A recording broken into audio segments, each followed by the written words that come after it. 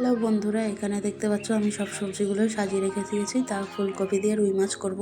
তো এখানে আমি ফুলকপি, আলু, পেঁয়াজ, টমেটো, মটরশুঁটি, ধনেপাতা আর আদা নিয়ে নিয়েছিলাম। তাই এগুলোকে সব কেটে কেটে নিয়েছি। ফুলকপি আর আলু কেটে নিয়েছিলাম। তারপর ধনেপাতা, টমেটো, পেঁয়াজ, মটরশুঁটি সব কেটে নিয়েছি। এখানে মাছ ছিল, মাছটা কালকে রাতে এনেছিলাম। তো এখানে আমার বড় রাতে ভিজে রেখেছিল। তাই এখানে আমি কড়াইটা গরম মতো বসিয়ে দিয়েছি।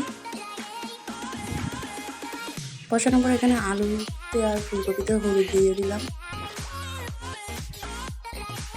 তারপরে সামান্য একটু নুন দিয়ে ভালো মতন মেখে নিলাম।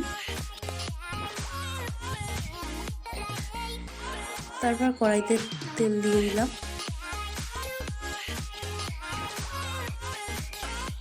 তার কড়াইতে তেল গরম হয়ে যাওয়ার পরে তার সবজিগুলো সব ছেড়ে দিয়েছি। তো এখানে সবজিগুলো আমি একটু ভালো মতন নাড়াচাড়া করে নিয়ে ভেজে নেব।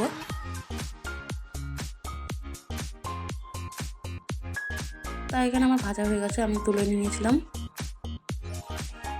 তোলার পরে এখানে তেলের মধ্যে পেঁয়াজ কুচি ছেড়ে দিলাম।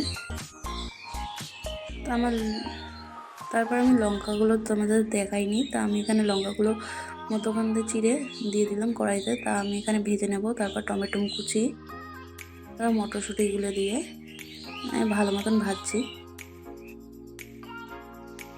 ভেজে নেওয়ার পরে ভালো মতন যখন পেস্ট হয়ে গেল, তারপরে এখানে সামান্য একটু আদা কুচি দিয়ে দিলাম। তারপরে একটা বাটিতে সামান্য নুন, তারপর হলুদ, তারপর জিরের গুঁড়ো, তারপর লঙ্কার গুঁড়ো, তারপরে ধনের গুঁড়ো, তারপর সামান্য জল দিয়ে তারপর একটা পেস্ট তৈরি করে নিলাম। তারপর এখানে দেখলাম সবগুলো ভাজা ভাজা হয়ে গেছে। তারপরে এই জিরের গুঁড়োগুলো, সবগুলো মশলাগুলো তা দিয়ে দিলাম। তাই এখানে আমি আবার বাটিটা ধুয়ে জলটা দিয়ে দিলাম। তারপর ভালো মতন এখন কষাবো। এখানে কষিয়ে নিলাম। কষানোর পর এখানে দেখলাম তেল ছেড়ে দিয়েছে। তা আমি এর ভিতরে আবার সবজিগুলো দিয়ে দিলাম, আলু আর ফুলকপিগুলো। তা আমি এগুলোকে ভালো মতন একটু মশলার সাথে মিক্স করে নিচ্ছি। তা এখানে আমার মিক্স করা হয়ে গেছে।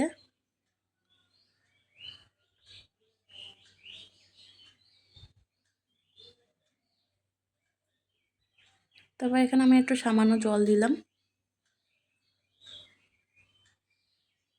দিয়ে একটু নাড়াচাড়া করে নিলাম ভালো মতন।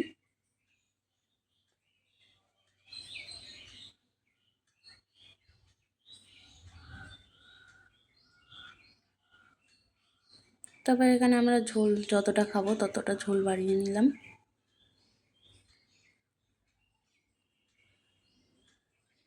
তবে আবার একটু ভালো মতন নাড়াচাড়া করে নিলাম। নাড়াচাড়া করবো, এখানে আমি ঢেকে দিলাম। ঢাকনা উঠিয়ে আবার একটু ভালো মতন নাড়াচাড়া করছি। তারপর দেখলাম সিদ্ধ হয়ে গেছে আলু আর ফুলকপি। তাই এখানে 4 পিস মাছ ছিল, যেহেতু আমরা দুজন, আমি আমার বর, তাই এখানে 4 পিস মাছ ছেড়ে দিলাম।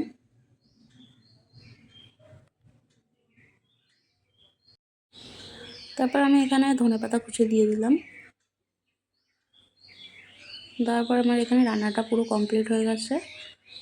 তারপর আমি গামলাতে ঢেলে নিয়েছি। তোমরা অবশ্যই বলবে রান্নাটা কেমন হয়েছে। বাই।